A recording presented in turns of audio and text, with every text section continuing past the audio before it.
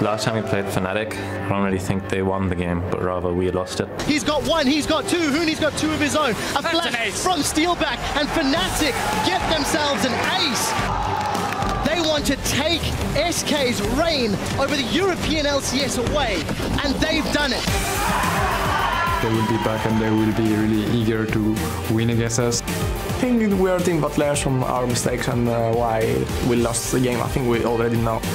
They're really eager to keep their #1 spot. SK can be more motivated for the winning on versus us. People are saying you have to win this game, you have to perform well. We have much more pressure facing SK. So I really hope that will be the team that the people want to see.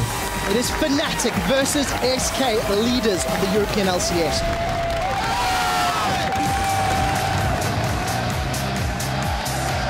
Welcome to the League of Legends Championship Series Week 7. We're coming to you live from our studio in Berlin, Germany, where things are getting underway. We are ready for Week 7, and the fans are definitely hyped and ready for Week 7 as well, entering the building there. Absolutely pumped up to see all the action here today. And as I said, we are also ready. There you see the Fisho and Pyro at the Telestrator. Fisho is pointing at a lot of things. He's definitely on point. They're the Giants entering the building. Serious faces, they need to win their game versus MYM, which is also the first game of the day today. They know that it's a must-win. Lozark, their coach, realizes that as well. And then Yamato Cannon of MYM talking a little bit to Horo, getting his troops fired up. Mr. Ralls as well. A must-win for them versus Giants in that first game of the day. I'm EpicSkillshot supporter, joined at the analyst desk by my beloved colleague, Trevor Quickshot Henry, and our guests for the week, jungler for Origine Gaming, Maurice Amazing Stücken Schneider, and sitting in with us is coach for Gambit Gaming, Leviathan. Welcome.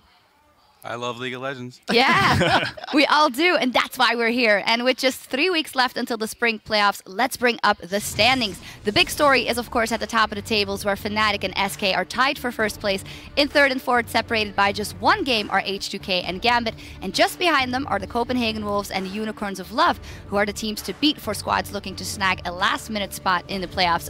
Amazing. You were here a couple of weeks ago, and things got pretty crazy in the European LCS. What was maybe the thing you least expected looking at those standings now? What I definitely least expected was Rocket not getting out of that hole. Rocket has been a team that has been performing in scrims, and we've all talked about that a couple of times already, but they've never lived up to the hype on the stage, and that's surprising to me because I still respect a lot of the players and I hope for them to get through this phase. I think Elements underperforming has been the biggest thing for me this season. You look at that roster, and there's just so much talent, and it's not a roster that deserves to go 5-7, I believe. So something going on there, but yeah, that's the biggest surprise to me. Yeah, we'll see what happens. Coming up in just a few minutes, Meet Your Makers will face Giants, but with so many decisive matches on the slate today, let's take a closer look at each of the games, starting with H2K versus Gambit. They are the hot teams right now on winning streaks, and well, if Gambit wins, they will tie third place. H2K can tie for second place. Leviathan, you're here, of course. It's a great matchup, the second one of the day. In my opinion, I think H2K might break your winning streak and win because they're the kind of team that when they get a lead early, they drive it home, and you guys sometimes are indecisive. Yeah, I think that's a fair statement. We've studied H2K and studied our own play style, and we have something ready for today. It's not too spicy. It's not anything that's going to be changing it up too much, but it's definitely something we've prepared, and I'm aware of the points you mentioned going into today's match. I'm looking forward to it personally. This is actually my most anticipated game of the day because what Leviathan has done with Gambit, what Prolly's done with H2K and the players, they've both become the third best teams in the league, and this game will determine who actually owns that title. You look at the multiple weeks of play, and these are the two teams that are on fire, a 6-game winning streak, a 7-game winning streak. They've grown, they've learned, they've adapted, and nobody else in the league can claim that. Yeah, I'd also like to touch in on, because we won the first game, even though we would have a tied record, we would own the tiebreaker with the 2-0 series lead. So yeah, we would have the third place. Yeah, we'll see who will be on fire and which flame will fizzle. The next game I want to talk about is the Copenhagen Wolves versus Elements. Elements, they can tie the Copenhagen Wolves with a win, and Copenhagen Wolves could climb as high as 4th today. Amazing. With your history with the Copenhagen Wolves, they've really stepped up in the last couple of weeks. Yet last week, a dip, an 0-2 week for them. Do you feel like this trend will continue? I definitely think that the positive trend continues that was shown before the 0-2 week, because every one of the players seems so confident in their role. as the supporting cast, which is Youngbuck, Unlimited, and Airwax. They support their carries so well, and their carries actually play to carry. They try to be aggressive, try to force plays around them, and basically try to get ahead. And that's a playstyle that Elements has yet to show. And something about these two teams as well, whereas with H2K Gambit, they're fighting for who's the best of the consistent teams. These are two teams that have faltered.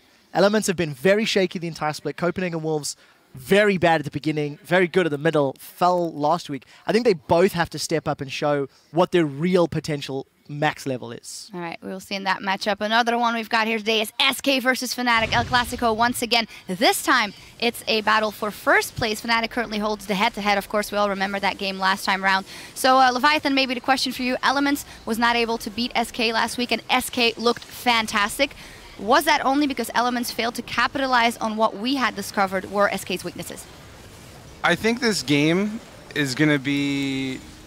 How do I say? I think both SK and Fnatic play a one-dimensional game, or at least they have one style or strategy that's way better than anything else they can play. So I think it's going to be up to the teams to figure out how much should we adapt, how much should we stick to our style, and really, how do I say it?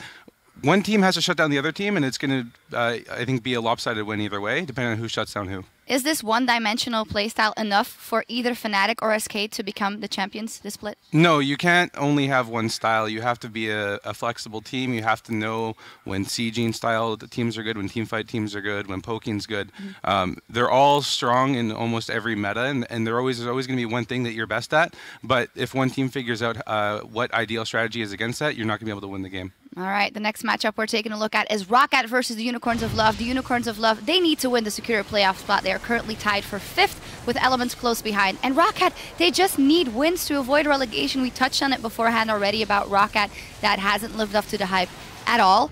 But the Unicorns of Love, you know, I was a believer, but I'm not that much of a believer anymore. Amazing. What do you think of their playstyle, as they are so incredibly inconsistent? The thing is that they always come into the week with good practice, apparently with good preparation. They become this hero team that just beats everyone. And then the second day of the week, I don't know what happens, but maybe they get bad sleep, whatever it is.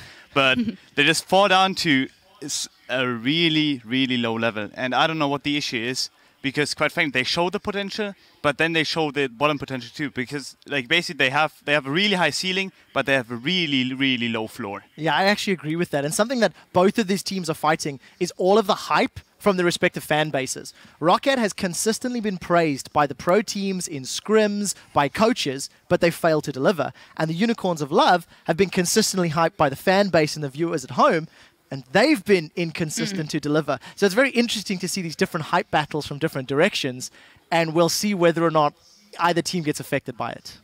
Yeah, I don't really have much to add. I think if Unicorns Love get off to a strong early game, I notice their shot calling and just map control when they have a lead is something I respect. I don't know too much about Unicorns of Love, but I think, yeah, whoever gets the lead in this game is going to be an important factor. All right, and while the Unicorns of Love got beaten by MYM actually last week, and they are up against Giants in this one, MYM, they need to catch Giants in the standings to avoid 10th place, because that's the discussion we're going on right now. Yeah, it really is. I mean, this is the opening game of the day, and Meet Your Makers and Giants all the way down at the bottom. You're looking at records of 2-10 for MYM, 4-8 for Giants. If MYM pick up another victory, they close the game to 1 distance, which means they're actually in touching distance of avoiding that automatic relegation. Surprise win for MYM over Unicorns last week. Nobody expected that. If either of these teams pick up one more surprise win over the next 2 weeks, they might avoid automatically dropping to the Challenger Series. Yeah, we will see how that plays out for them. That is the first game of the day. Let's look to the future and see how the standings translate into the postseason. Teams from 1st to 6th place will move on to the spring playoffs. The 7th place team will qualify for the summer split automatically, while teams in 8th and 9th will have to defend their LCS spot in the summer promotion tournament. Now, whoever ends up in the 10th place spot will be automatically relegated to the Challenger Series to be replaced in the summer split by the top Challengers team from the spring. The top Challenger team from the spring. Amazing. Who could that possibly be? I may know him, I may not, but like we're doing pretty well, so I think we have a pretty good shot at being that, but we'll see. Still undefeated, but yeah.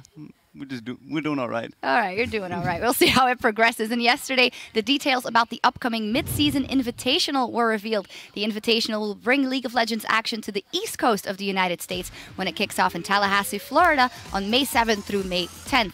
And it will take place at the Donald L. Tucker Civic Center on the campus of Florida State University. The event will bring together the top 6 pro teams from around the world to fight for regional pride. The leagues competing in the tournament will be the North American and European LCS, the LCK, the LPL, the LMS, and the winner of the International Wildcard Invitational, which will happen next month in Turkey. Tickets will be available soon, so keep your eye on LLesports.com to find out how you can join us. Now turning back to today's games and with the playoffs in mind, we want to hear from you. Get on Twitter and tell us which team do you think will jump into one of the 6 playoff spots and why. Leviathan, you're going to say Gambit anyway, so amazing. What do you think? All right, let's make a list. I think it's going to be Gambit, definitely. I think HDK will make the race. I think that, like, obviously the top 2 teams, which are SK and Fnatic right now, will still be in there. But, like, the 5th and 6th place is basically the most interesting stuff because, like, it could be CW. It could be basically everyone, besides, I think MOM is already out of the race. But, like, every one of those teams has the potential to be there. Especially Rocket. Again, like, I'm going to mention Rocket again. Where I'm a big fan of them. And I think, like, if they at some point put it together, they can be there. So the room's still open. Like, there's still a lot of place to be made, basically. Yeah, I think the Copenhagen Wolves have a spot. As long as they keep improving in the pace they're at. And yeah, it's really just a matter of Rocket wakes up or not. If Rocket just starts performing like how I guess everyone expects them to perform, then they should have a playoff spot. But I don't know, they got to stop losing games. Look at all of that hype and expectation failing to deliver. We're there again. Yeah, at what point do you stop expecting, right? Tweet your answers to @LLesports and be sure to include the hashtag LCS so we can check out some of your responses later today. And with the stage set, it's time to kick off Week 7 of the Spring Split. So let's send it over